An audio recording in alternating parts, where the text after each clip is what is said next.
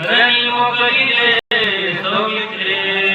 या ठिकाणी नर लीला आणि नारायण लीला या दोन्ही लीला आपण मागच्या अध्यायामध्ये ऐकल्या. तर आता या ठिकाणी भगवान परमात्माचा मोह तो आपल्याला ऐकायला भेटला आहे.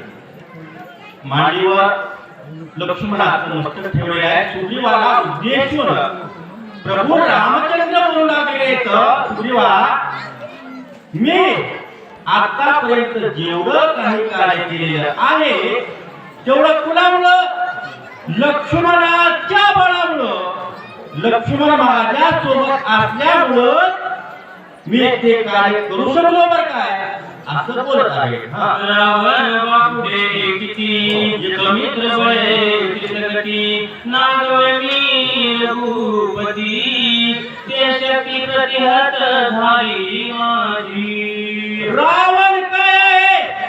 10 तोंडाचं किडू आहे. ते माझ्या पुढे टिकू शकत नाही. पण लक्ष्मण गेला माझी शक्ती क्षीण झाली. मी रावणाला मारू शकत नाही. सौमित्र माझा प्राण सौमित्र माझे जीवन सौमित्र मी सबळ जाण त्रिभुवन आक्रमी. माझा प्राण लक्ष्मण आहे.